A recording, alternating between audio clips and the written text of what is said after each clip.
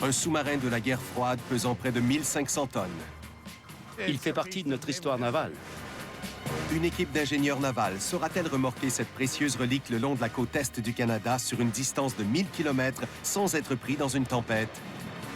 Il pourrait chavirer. Arriveront-ils à temps pour la plus haute marée de l'année? Si on la manque, ce sera la catastrophe. Ils prendront un raccourci On n'a pas droit à l'erreur. et installeront des rails. Un essai. Il faut réussir la première fois. 100 jours angoissants qui ont failli mener à la catastrophe. Un sous-marin géant. Une équipe chargée de le déplacer. Une entreprise titanesque qui mettra à l'épreuve les nerfs des personnes qui osent bouger en grand.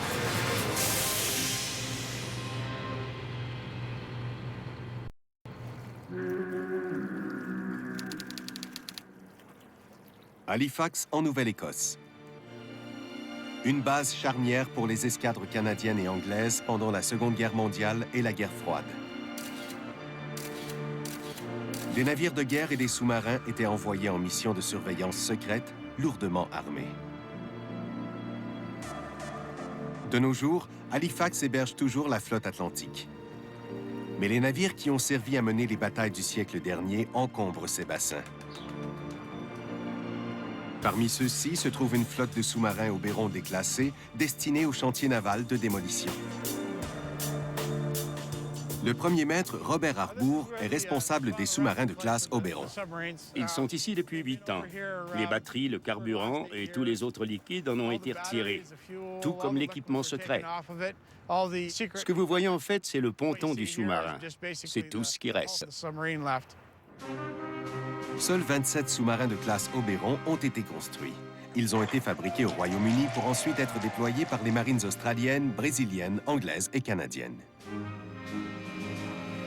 Grâce à leurs moteurs diesel électriques, les bâtiments de classe Oberon étaient beaucoup plus silencieux que les sous-marins nucléaires, ce qui en faisait des submersibles idéaux pour des missions de surveillance secrète. Ce serait une grande perte si on n'arrivait pas à préserver au moins l'un de ces sous-marins. Ils finiront en ferraille et sont transformés en lames de rasoir et en canettes de boissons gazeuses. Leurs jours sont comptés.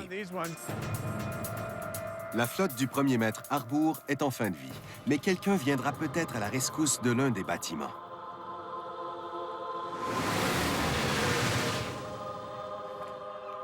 À 1000 km de la base d'Halifax, dans la ville maritime de Rimouski, Maurice Allard veut sauver un sous-marin de classe Oberon.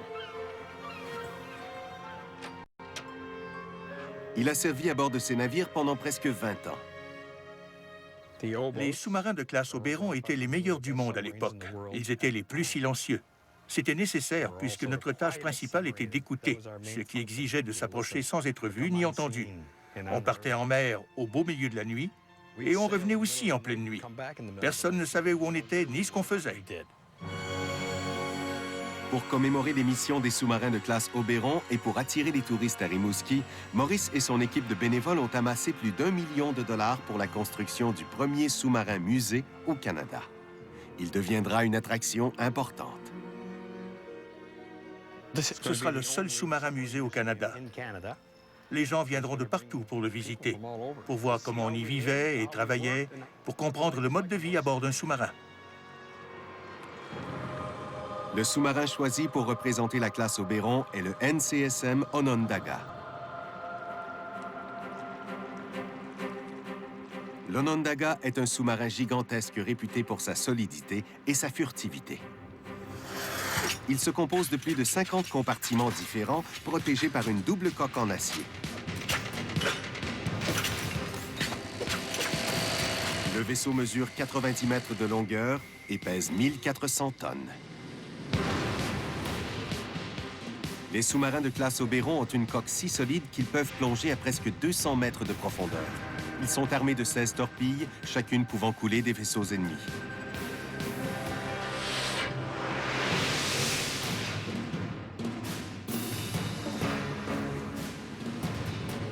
Il faudra transporter l'Onondaga sur une distance de 1000 km jusqu'à Rimouski. C'est un rude trajet pour un vaisseau aussi fragile et gigantesque.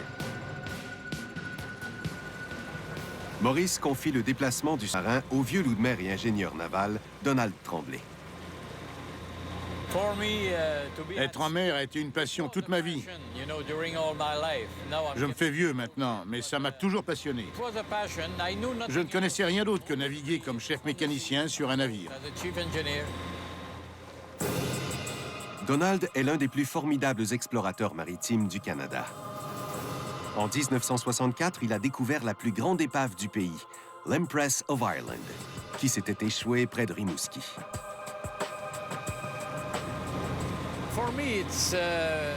C'est un grand défi technique que je veux relever par amour du métier. C'est une occasion unique.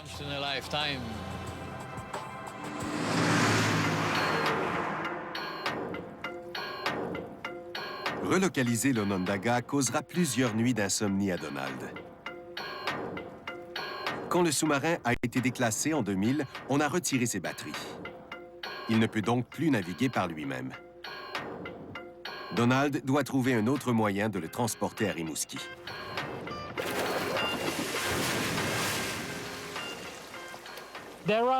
Il existe plusieurs façons de déplacer un sous-marin. On peut le mettre sur un autre navire. On peut charger les vaisseaux fragiles sur des grandes barges ou sur des plattes pour les transporter sur de longues distances.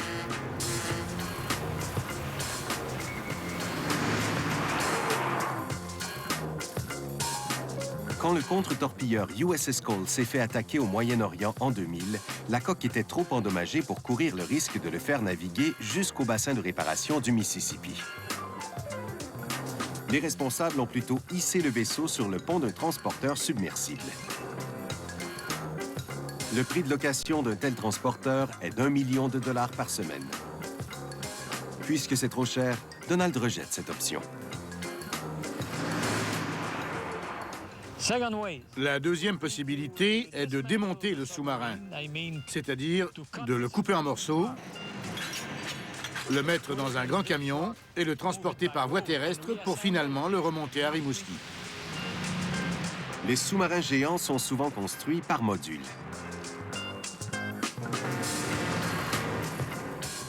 Les nouveaux sous-marins nucléaires de classe Astute de la marine anglaise sont si énormes que les ingénieurs doivent assembler ces bâtiments de 100 mètres de longueur par section. Ils transportent chaque section dans un hangar d'assemblage sur d'immenses véhicules à chenilles. Un sous-marin prend 6 ans à assembler.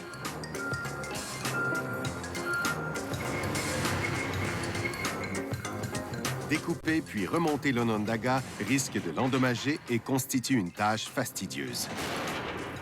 Donald abandonne donc cette idée. Il décide de remorquer le sous-marin au port de Rimouski, puis de le haler sur les rochers jusqu'au Cap. La question essentielle est la suivante. Le sous-marin de classe Oberon est-il assez robuste pour survivre à une aussi grande aventure? À Halifax, l'ingénieur naval Donald Tremblay et le premier maître de la Marine royale, Robert Harbour, préparent le sous-marin Onondaga en vue de son déplacement. Le transport comporte 2 étapes. On doit d'abord remorquer le vaisseau sur l'Atlantique jusqu'à Rimouski. Le trajet ne devrait prendre que quelques jours, mais il pourrait s'allonger en cas de tempête. Il faut ensuite inventer un moyen de tirer le sous-marin sur la terre ferme. Donald se soucie déjà de la stabilité du bâtiment. Those tanks all are vented. Yeah, we just find the easiest way to fill them up. L'Onondaga était muni d'un moteur diesel électrique et équipé pour transporter 16 torpilles. Quand il a été déclassé en 2000, on lui a retiré tout son arsenal en plus des 18 000 kg de batterie qu'il contenait. C'est pourquoi l'avant du vaisseau est maintenant beaucoup plus haut que l'arrière. Dans une mer agitée, le sous-marin pourrait gîter considérablement et mettre le remorqueur en danger.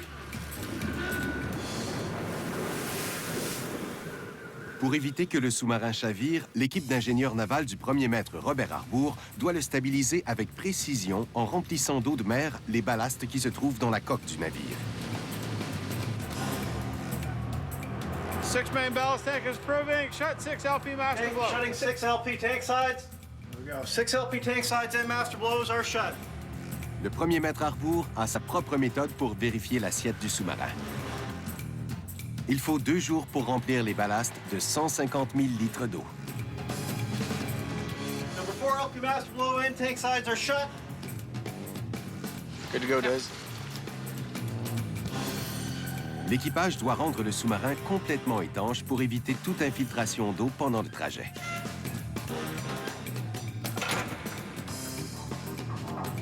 I can still see daylight. Certains des panneaux sont difficiles à fermer car ils sont maculés de saleté, de rouille et... De caca de pigeon. Gracieuseté de nos amis les oiseaux. Ils aiment bien camper ici, comme vous le voyez. Pendant la saison de reproduction, ils viennent par centaines. Et voici ce qu'ils nous laissent, leurs excréments.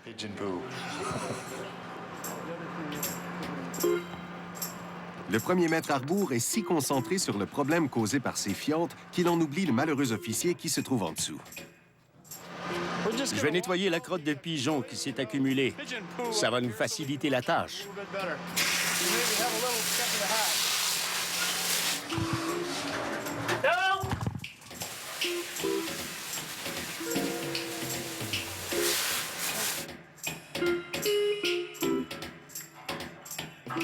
It's looking better. I say, hey, we're gonna get it shut. Rob, can you stand on it?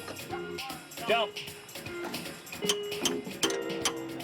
Okay, their dog, Rob. That's it, she's shut. Il ne leur manque plus qu'un remorqueur pour haler le sous-marin sur 1000 km.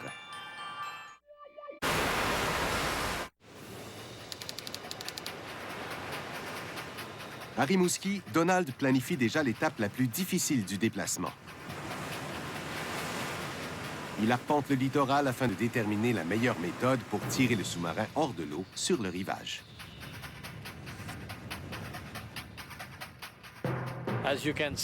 Comme vous le voyez, l'endroit n'est pas prêt à recevoir un sous-marin. Si on le hisse sur les rochers et que la marée descend, les rochers risquent de percer le fond du navire. La ville veut exposer le sous-marin au sommet d'une colline, à 100 mètres du littoral.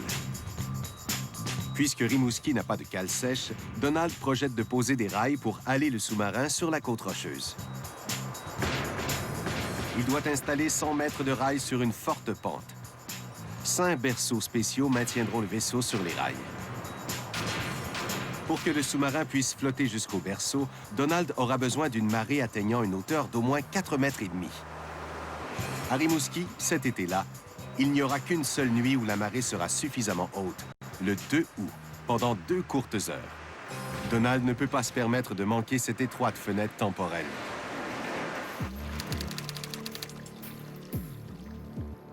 On devra être rapide et on dispose de peu de temps. La marée ne nous attendra pas. Si on la manque, ce sera la catastrophe.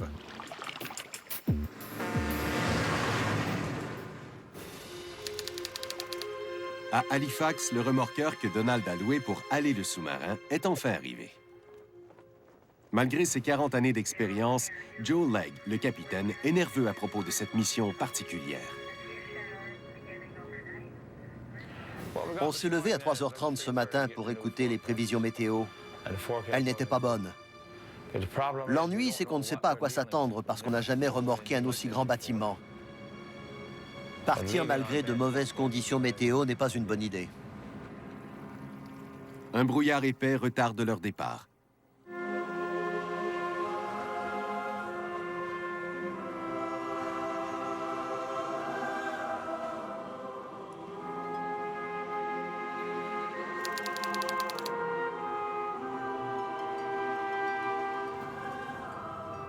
Il fait beau.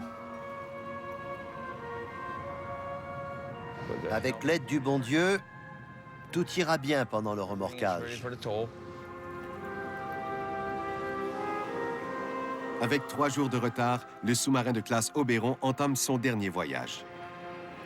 Destination, Rimouski.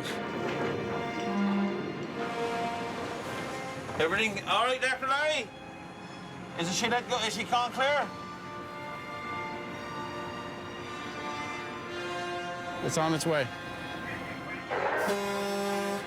It's good.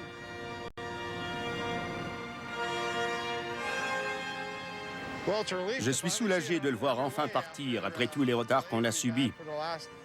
Avec un peu de chance, ils le transporteront sans problème à destination. Mais tandis qu'il manœuvre pour sortir du port, un désastre survient.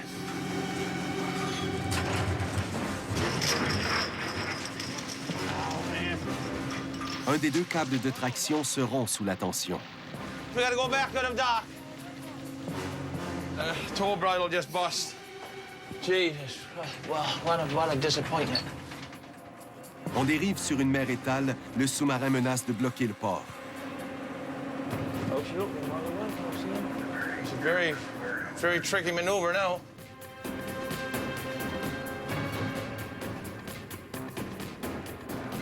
Attaché à un seul câble, le sous-marin retourne au quai. Je suis content que ce soit arrivé dans le port plutôt qu'en mer. Ça aurait été catastrophique. Il ne veut pas abandonner ses amis attachés au port. Ça commence mal. L'équipage doit vite trouver un nouveau câble de traction. C'est vendredi et les débardeurs disparaîtront pour la fin de semaine dans quelques heures seulement. On a besoin d'une plus grosse chaîne que celle-là. Il faut savoir quand vous partez. Si c'est demain, la fin de semaine sera commencée. Il faut y aller aujourd'hui. On part aujourd'hui à condition que j'obtienne un nouveau câble. Le premier maître à rebours aura eu besoin de 6 heures pour trouver une chaîne assez solide pour le remorquage.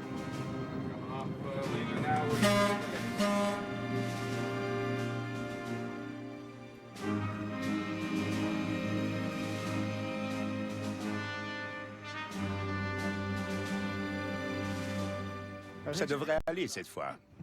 Il est parti.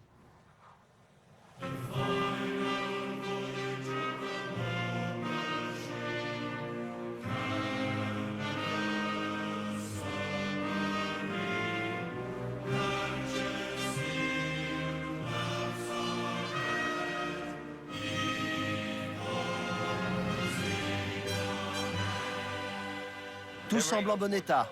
Nouvelle chaîne, nouveau câble, tout devrait bien aller.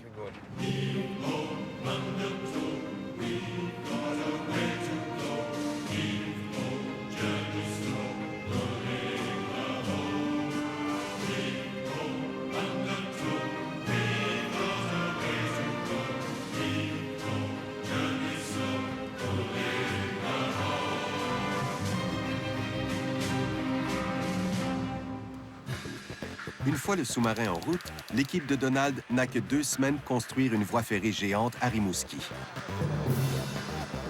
Les rails sont gigantesques.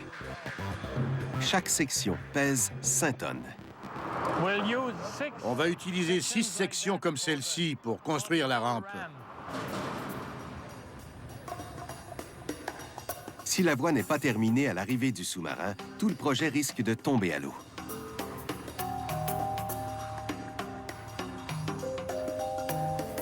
Chaque fois que la marée monte, l'équipe doit interrompre son travail et attendre qu'elle redescende. Le positionnement des rails est critique. Ils doivent être parfaitement alignés et nivelés. C'est très important, car lorsqu'on fera glisser le sous-marin dessus, ils devront être droits, sinon les galets vont sortir de la voie.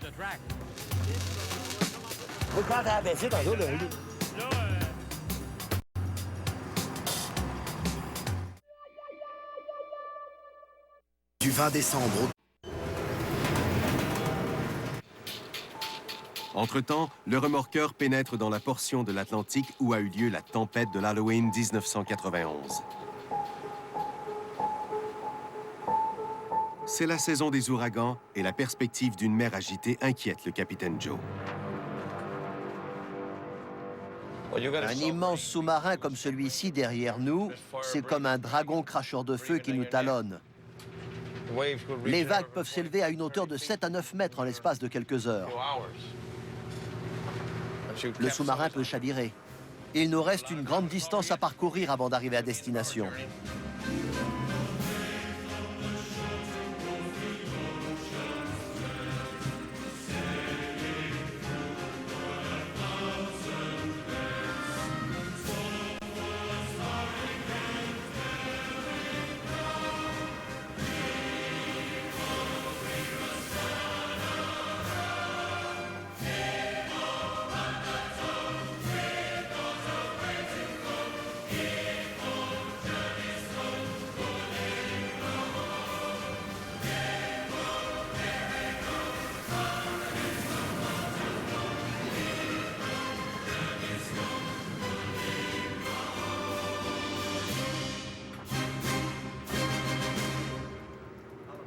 Le deuxième jour du voyage, le capitaine Joe reçoit de mauvaises nouvelles.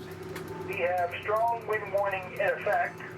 Winds 10 to 15 knots early Sunday morning and increasing to 20 to 25 Sunday afternoon. Un ouragan longe la côte est vers le nord et pourrait les rattraper. Ce ne sont pas de bonnes nouvelles. J'ai aucune idée de ce qui arrivera en cas de tempête. Une mer agitée pourrait faire sombrer le sous-marin, qui risquerait d'entraîner le remorqueur au fond de l'océan. Le capitaine Joe modifie son itinéraire.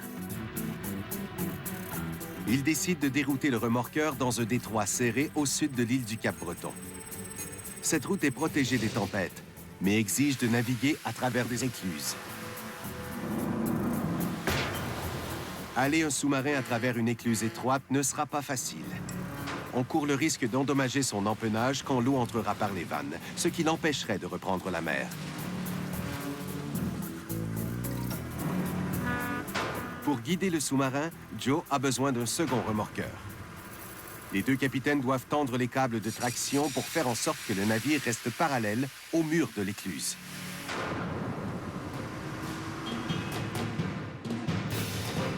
On n'a pas droit à l'erreur.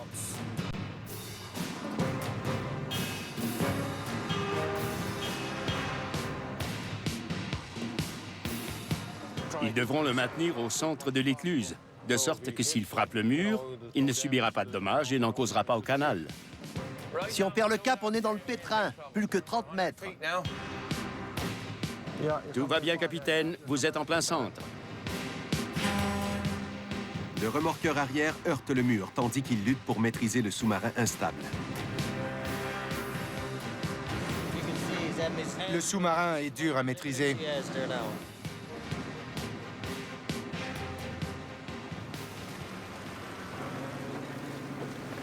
Le sous-marin fermement attaché, on ferme les vannes pour niveler l'eau.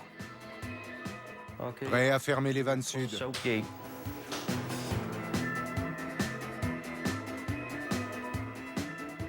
J'ouvre les vannes nord.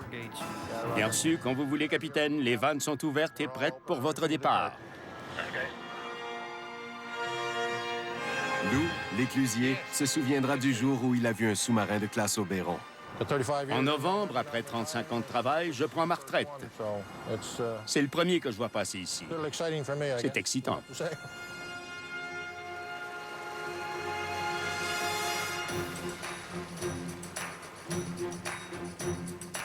Le navire atteint Rimouski à temps pour la marée la plus haute de l'été.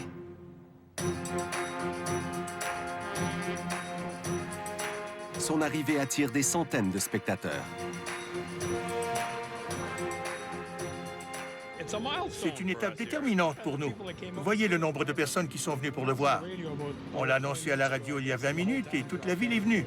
La plupart n'ont jamais vu de sous-marin. Le sous-marin est arrivé intact. N'est-ce pas merveilleux? On peut rire maintenant. Magnifique. L'équipe doit maintenant affronter le défi de taille que représente le halage du sous-marin sur les rochers jusqu'à la terre ferme.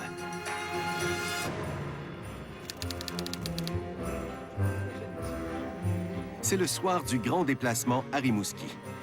La fièvre du sous-marin a envahi la ville. Les gens des environs sont rassemblés pour regarder l'équipe de Donald déplacer le sous-marin de classe Oberon sur le littoral. Les hommes se pressent pour finir la voie ferrée avant la marée la plus haute de l'été qui atteindra 4,5 mètres vers 3 heures du matin. On essaie d'effectuer le travail aujourd'hui pour être prêt à recevoir le sous-marin. Mais au moment où ils installent le dernier berceau, des nuages annonçant une tempête s'amassent.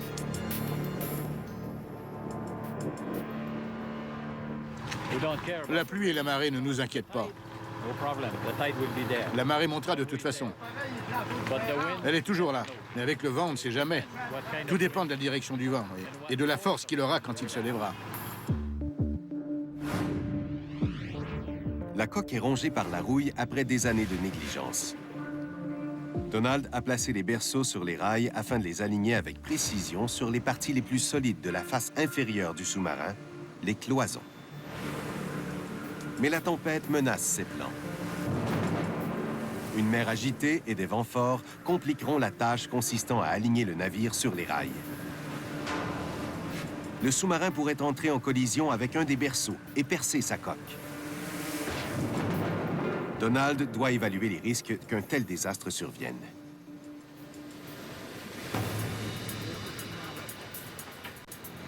Le vent semble tourner. On va sans doute le faire. On le fera, je crois. Il est 22 heures. La marée haute aura lieu dans à peine 5 heures.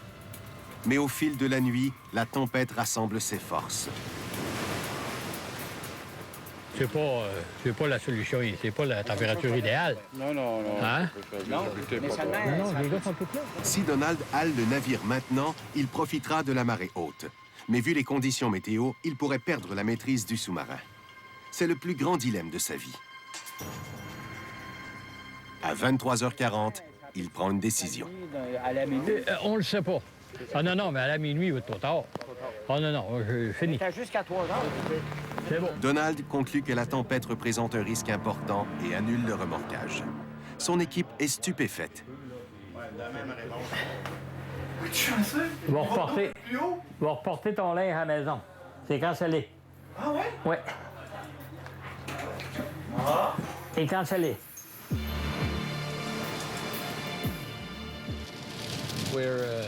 On est déçus. Disappointed. Mais on ne peut pas courir un tel risque. Chance like that.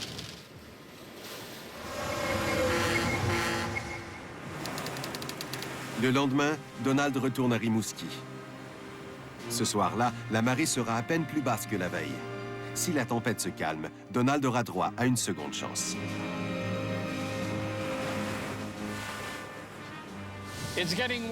Le temps se dégrade d'heure en heure, comme on peut le voir. Il n'y a rien qu'on puisse faire avec de telles vagues. Rien du tout. Donald a besoin d'un nouveau plan pour sortir le sous-marin de l'eau cet été.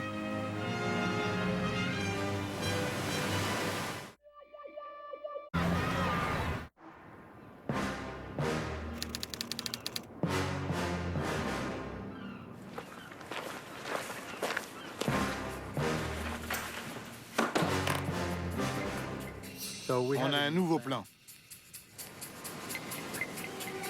Le projet original de Donald consistait à profiter de la marée du 2 août d'une hauteur de 4,5 mètres pour faire glisser le sous-marin sur les rails.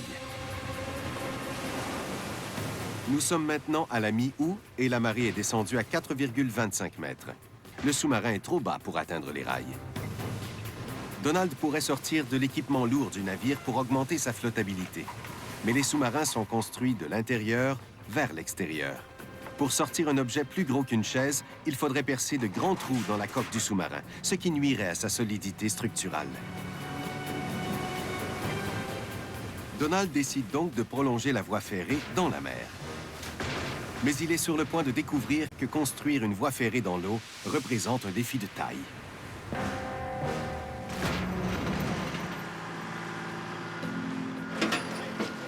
Les nouveaux rails doivent se joindre parfaitement à ceux qui sont installés sur le rivage. Mais le fond vaseux rend l'alignement difficile. J'ai du mal à voir mes mains devant mon visage. Mais je n'ai qu'à fermer les yeux et à me servir de mes mains. Elles deviennent mes yeux.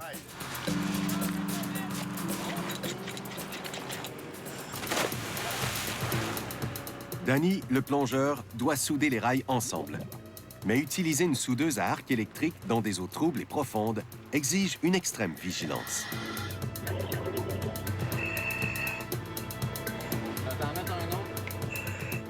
On voit la soudure. On la voit.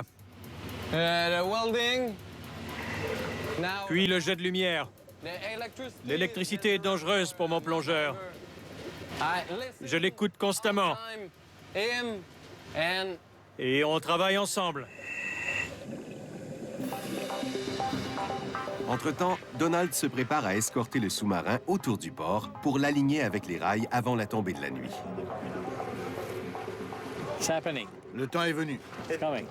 Le remorqueur est là et tout est prêt. J'ai l'impression que ça va bien aller.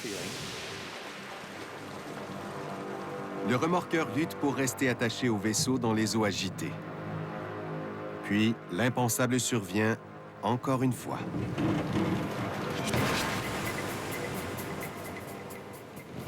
Le câble avant s'est enroulé et a été sectionné. Il y a de l'eau en masse! Il y a de l'eau en masse ici! Oh, oui, on est là, on est loin. La dernière fois que le câble de traction s'est rompu, la marine était présente pour offrir son aide. Cette fois-ci, l'équipage doit se débrouiller seul. On passe pas dans le trou, il n'y a pas de vide! Hey! Non, on va perdre. On va perdre. Qu'est-ce que tu veux qu'on fasse? S'ils ne reprennent pas les rênes du sous-marin, ils pourraient s'échouer sur le rivage. Le canot pneumatique se balance trop pour que les hommes passent la corde dans le nez du sous-marin. Ils l'entourent donc autour du nez du sonar géant.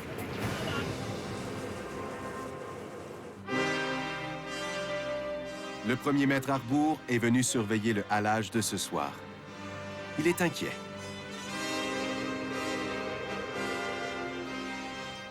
Je suis content de constater qu'il est arrivé à bon port.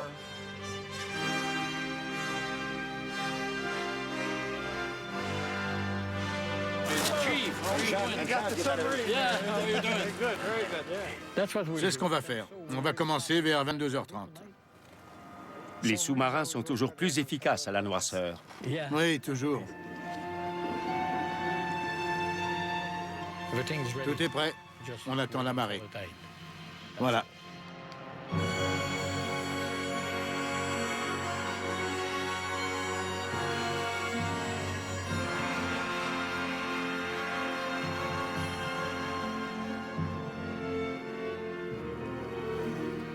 Danny, le plongeur, vérifie les rails une dernière fois. C'est complètement fini. On est prêt à tirer le sous-marin. Il est maintenant 22 heures. Il ne reste que 5 heures avant la marée haute. Donald sait que le succès de la mission dépend d'un parfait alignement du sous-marin sur les berceaux. Pour éviter que les vagues et le vent fassent échouer le projet, Donald prévoit gouverner le sous-marin en tendant et en relâchant 4 câbles. Il attache 2 câbles à des bouées et 2 autres à des camions en attente sur le quai.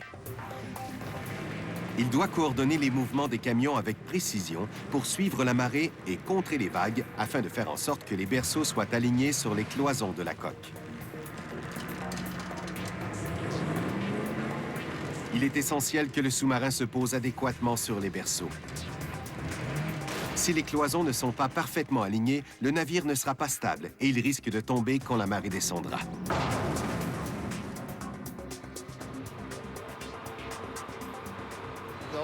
Tout dépend de l'alignement. Si le sous-marin n'est pas aligné, il va se retrouver d'un côté ou de l'autre des berceaux, ce qui l'empêchera de monter. C'est le moment décisif. Donald monte sur le kiosque du sous-marin. De là, il devrait être en mesure de bien voir la ferrée pour y aligner le sous-marin. Il donne le signal de départ à son équipe. Clermont, tu peux commencer à juste tirer un peu. Les gars, il faudra aller en avant, pousser un petit peu vers l'ouest. Il le fait tourner vers l'ouest, légèrement à droite. 20 hommes tirent des cordes pour guider le sous-marin sur les berceaux, tandis que monte la marée. C'est beau, allez-y tout le temps, allez-y tout le temps.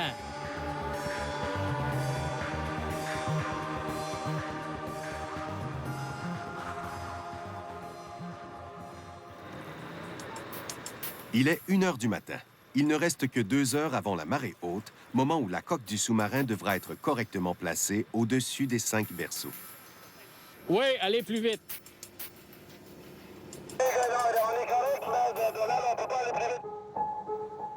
Tandis qu'il lutte pour suivre la montée de la marée, un épais brouillard s'élève et obstrue la vue de Donald.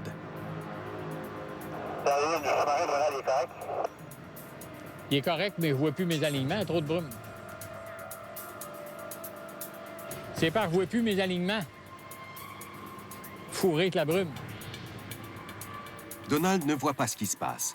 Il ne sait pas si le sous-marin est toujours aligné avec les berceaux. Soudain, le navire s'arrête mystérieusement. Hey, les gars! Hey! Il ne reste que 30 minutes avant la marée haute. On fait appel au plongeur Danny pour trouver ce qui bloque le passage du sous-marin. Tu iras en arrière, tu d'abord ça, puis tu regarderas comment est-ce qu'il est, là, avec le chariot au sang. Il va-tu s'échouer sur le côté de... S'il s'échoue sur le côté, il y a un morceau qui va pas retrouver la quille, ou ben non, quelque chose qui va écraser. Là.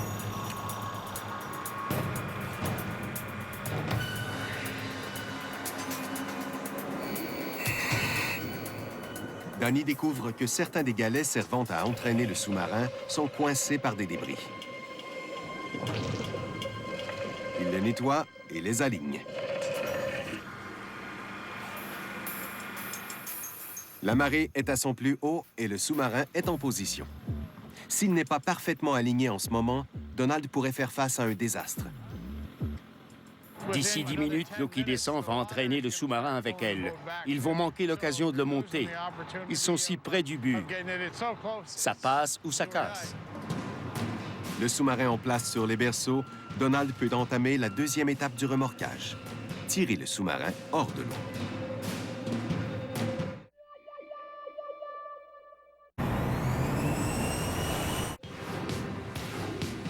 Il relie 3 camions-treuils à l'avant du sous-marin. Chaque véhicule fournit une puissance de 600 chevaux.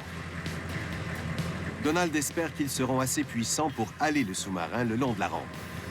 Mais à mesure que descend la marée, l'eau risque d'entraîner avec elle le sous-marin et les camions.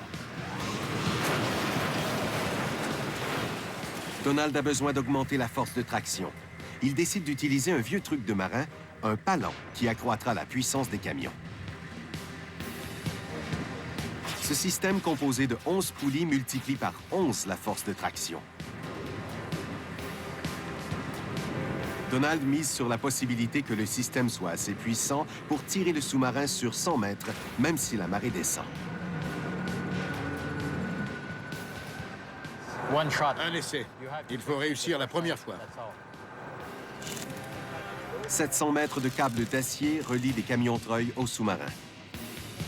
Leur force de traction combinée équivaut à celle de 3 locomotives à vapeur. 12 minutes après la marée haute. Elle descend maintenant. Ils ne peuvent pas se permettre d'attendre une seconde de plus. C'est l'heure de vérité. Hommes et machines doivent s'unir contre vents et marées pour une souque à la corde titanesque.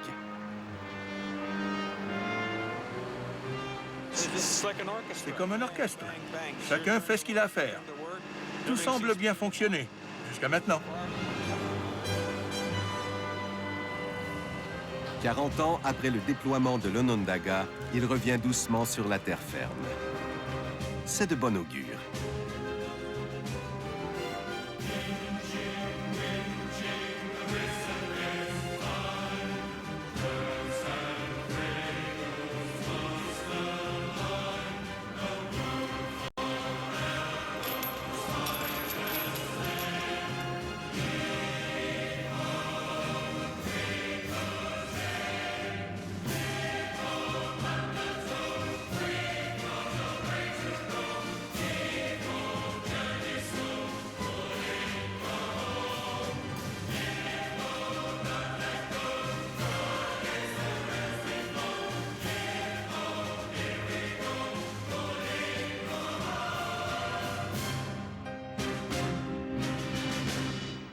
Après 4 longues heures, le sous-marin sort de l'eau. La mission de Donald est presque terminée. On va aller dormir. C'est tout pour ce soir. Tout ce que je peux dire, c'est merci à Donald. Le navire rentre chez lui. L'équipe décide de reporter au lendemain le halage du sous-marin sur les 45 mètres qui le séparent du promontoire. Mais pendant que tout le monde dort, une catastrophe se produit.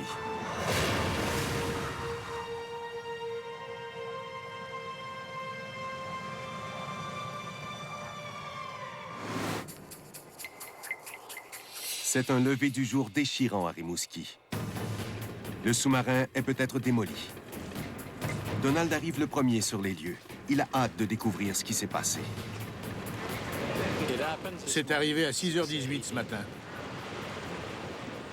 Je ne voyais pas l'alignement parce qu'il y avait beaucoup de brouillard. Il a basculé. Le sous-marin n'était pas parfaitement aligné sur les berceaux quand l'équipe l'a hissé sur le rivage. Quand la marée est descendue, le vaisseau à l'équilibre précaire s'est renversé.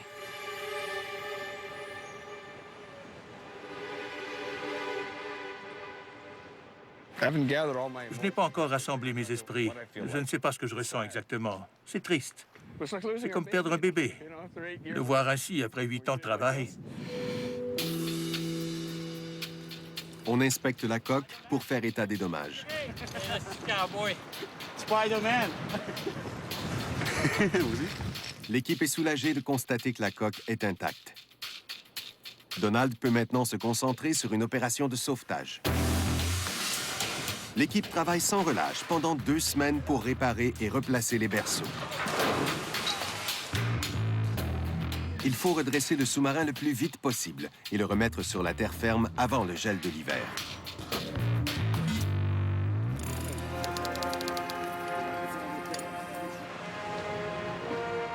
On attache un remorqueur à l'arrière pour tirer le sous-marin et l'aligner avec les rails.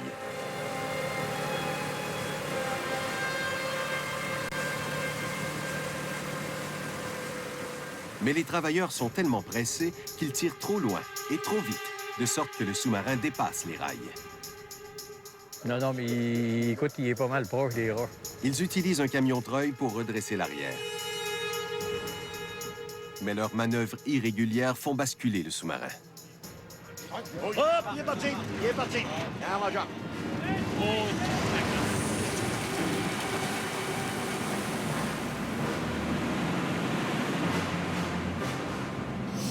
C'est le pire cauchemar de Donald. J'étais sûr qu'on réussirait aujourd'hui. Il est têtu, ce vieux sous-marin. Il ne veut tout simplement pas bouger. L'opération de sauvetage est encore retardée. 1 mois plus tard, l'équipe est prête pour une dernière tentative. On le relève, il tombe encore sur le côté. On le redresse, on le tire, on va y arriver. À la veille de l'hiver, Donald effectue les dernières vérifications. Je serai content quand ce sera fini. Et je ne serai pas le seul. Juste à temps pour Noël. Il se croise les doigts. Le 3e essai sera peut-être le bon. OK, on commence à tirer. Le sous-marin de classe Oberon remonte enfin les rails en douceur et atteint le rivage où il deviendra le premier sous-marin musée au Canada.